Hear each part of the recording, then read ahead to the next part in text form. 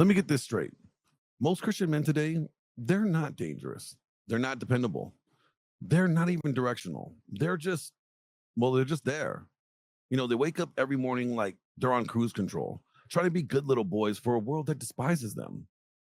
There's no fire in their bones, no order in their hands, no clarity in their minds, just pacified masculinity trapped in a cycle of church attendance, bill payments, online sermons, and quiet desperation.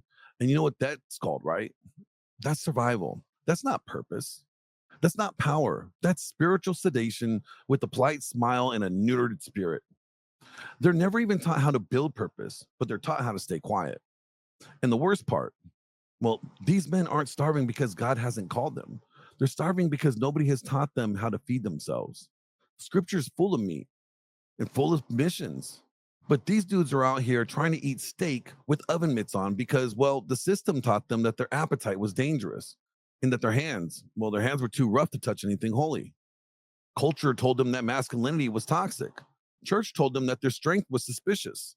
And the red pill told them to burn it all down and, get revenge on women and call that healing. But the truth is, all of that, every damn piece was engineered to keep men quiet and useless. I'm serious. It's true. You know, Meanwhile, the Bible never tells men that God apologized for making them men. Okay. Let me remind you, like, God never said, tone it down, son. He never whispered, try, being more emotionally available before acting. No, he didn't assign Adam a feelings journal. He gave him a task: be fruitful, multiply, fill the earth, subdue it, rule it. The first command given to man, it wasn't be liked. It was not be nice. No, it was subdue the earth, establish order, expand dominion, rule it responsibly with spiritual weight. But somehow modern Christianity has turned that into a self-help workshop for men who can't even look their wives in the eye without asking permission if they could lead. Listen, you were made to conquer. From day one, Adam wasn't told vibe in the garden. He was ordered with to work it, to guard it. Genesis 2:15 tells us that. He said, work it, keep it, guard what is his. Okay, but most men today, they can't even guard their own time, their minds, their marriages, or their schedules. They're too busy asking for signs instead of owning their own orders. They don't need confirmation. What these men need is confrontation. Listen, if you're breathing and you're not building right now, then you're wasting the oxygen God gave you.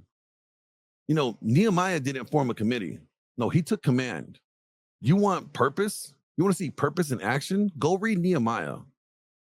He heard that Jerusalem's walls were down, that they were destroyed. What did he do? He didn't start a podcast. He didn't host a healing circle or post a reel with sad music. No, he wept. He fasted, and then he acted. Nehemiah said, like, this cannot stay this way. He said, I'll handle it. And then he went straight up to the king with a plan, requested resources, and then he went to work. That's purpose. That's what purpose feels like. It's not a dopamine rush. It's like a burden that you just can't shake. If you're not building anything right now, it's not because God hasn't assigned you. It's because you are too distracted to care. The truth is, you're not waiting on a purpose. You're avoiding the cost of carrying one. So I'm about to make this really uncomfortable for you. Most men today, they want purpose without sacrifice. And then they wonder why everything that they touch turns to confusion. Distraction is hell's favorite tool for men who can be really dangerous. The devil doesn't always need to make you sin. All right. Sometimes he just needs to make you busy, entertain you, keep you in a relationship that you shouldn't be in, working a job that pays the bills but steals your soul, numbing you out with everything else like your food, numbing you with porn and endless scrolling on your social media. And you know what that does? It pacifies a man with potential. It's sad because a man with potential and no mission, that's in the devil's playground. But the second you step up and say, you know what? This is my lane. This is my post. You know what? This is my wall. I'm going to build it. The devil panics because a man with a mission becomes a disruption to every lie, keeping other men asleep. You must own your assignment or watch out because somebody else is going to steal it and pervert it. All right. Let me say this clearly. Okay. Nobody's coming to give you purpose. Not your wife, not your girlfriend, not your pastor, not your friends. And if you don't take your God given assignment, the devil will assign someone else to your territory and you'll have to watch him raise hell in your place. Purpose isn't sexy. It isn't aesthetic. Okay. It's not motivational quotes and Bible verses tattooed on your chest. Purpose is pain. Purpose is order. Purpose is weight. It makes you misunderstood. It will make you unpopular. It might even make you hated. And you know what? Good. You weren't made to blend in anyways. You weren't made to be palatable. You were made to conquer, right? You were made to conquer in the name of Christ. So, but before we go any further, I want you to look at the man in the mirror and ask yourself this question. All right. What territory has God placed under your feet that you've refused to claim? What dysfunction have you been tolerating because comfort is easier than confrontation?